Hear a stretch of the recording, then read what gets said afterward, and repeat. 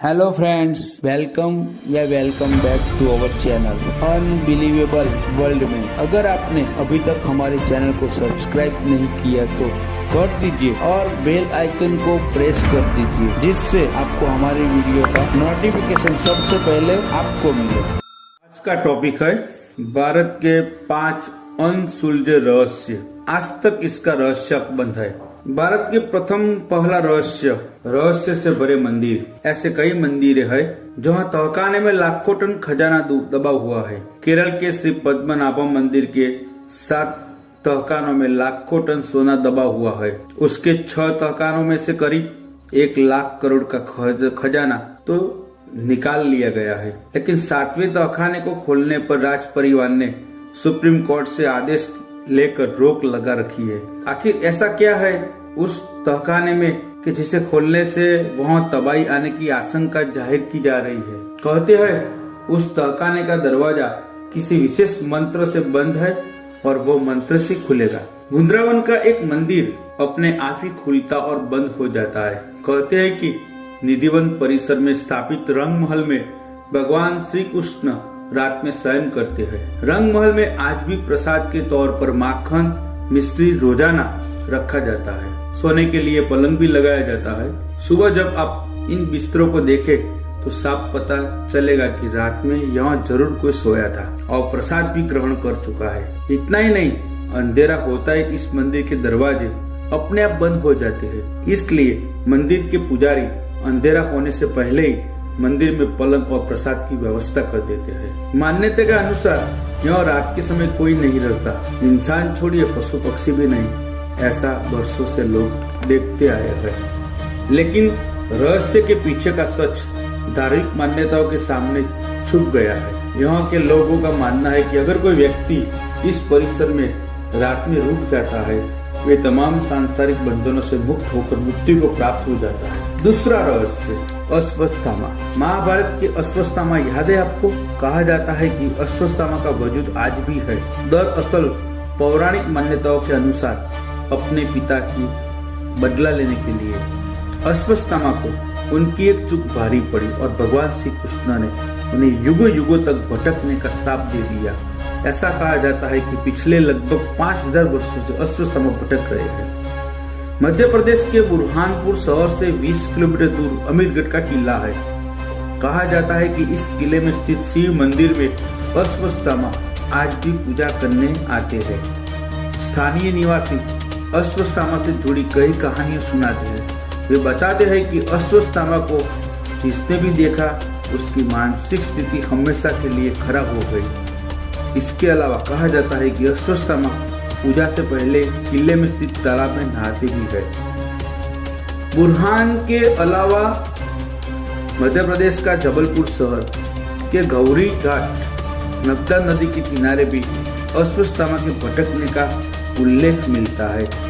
स्थानीय निवासियों के अनुसार कभी कभी वे अपने मस्तक के घाव से बहते खून को रोकने के लिए हल्दी और तेल की भी मांग भी करते हैं। इस संबंध में हालांकि स्पष्ट और प्रमाणिक आज तक कुछ भी नहीं मिला है। तीसरा रहस्य, समुद्र के नीचे द्वारिका। गुजरात के तट पर भगवान श्री कृष्ण की बसाई हुई नगरी यानी द्वारिका। इस जगह का धार्मिक महत्व तो है और रहस्य भी कम नहीं है। कहा जाता है कि कृष्ण की मृत्यु के साथ उनकी बसाई हुई यह नगरी समुद्र में डूब गई। आज भी यहाँ उस नगरी के अवशेष मौजूद है, लेकिन प्रमाण आज तक नहीं मिल सका कि यह क्या है। विज्ञान इसे महाभारत कालीन निर्माण नहीं मानता। काफी समय से जाने माने शोधकर्ताओं ने यह पुराणों में वर्णित द्वारिका को रहस्य का पता लगाने का प्रयास किया, लेकिन वैज्ञानिक तथ्यों पर आधारित कोई भी अध्ययन कार्य अभी तक पूरा नहीं किया गया। 2005 में द्वारिका के रहस्य से पर्दा उठाने के लिए अभियान शुरू किया गया। इस अभियान में भारतीय नौसेना ने भी मदद की। अभियान के दौरान समुद्र की गहराई में कटे छटे पत्थर मिले और यहाँ से लगभग 200 अन्य नमूने भी एकत्र किए, लेकिन आज तक ये तय नहीं हो पाया कि यह वही नगरी है नहीं जिसे भगवान श्री कृष्ण ने बसाया था। आज भी यहाँ वैज्ञानिक स्कूबा डाइविंग के जरिए समुद्र की गहराइयों में कैद इस रहस्य को सुलझाने में लगी है। चौथा रहस्य है कैलाश पर्वत। इसे दुनिया का सबसे बड़ा रहस्यमय पर्वत माना जाता है। यह अच्छी आत्मा ही रह सकती है। इसे अप्राकृतिक शक्तियों का केंद्र माना जाता है। यह पर्वत पिरामिड आकार का है। वैज्ञानिक के अनुसार यह धरती का केंद्र है। यह एक ऐसा भी केंद्र है जिसे एक्सिस मुंडी कहा जाता है।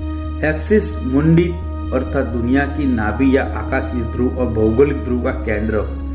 यह आकाश और पृथ्वी के बीच संबंध का एक बिंदु है जहाँ 10 दिशाएं मिल जाती है।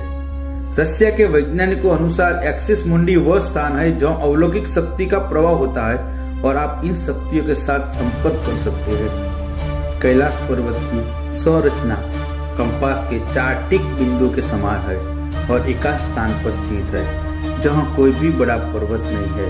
कैलाश पर्वत पर चढ़ना निषेध है, पर 11वीं सदी के एक तिब्बती बौद्ध योगी मिलारेपा ने इस पर चढ़ाई की। रशिया के वैज्ञानिकों यह रिपोर्ट यूएन स्पेशल मैगजीन के 2004 के जनवरी अंक में प्रकाशित हुई थी। कैलाश पर्वत 4 महान नदियों के स्रोत से घिरा हुआ है, सिंध, ब्रह्मपुत्र, सतलुज और कर्नाली, तथा 2 सरोवर इसके आधार है।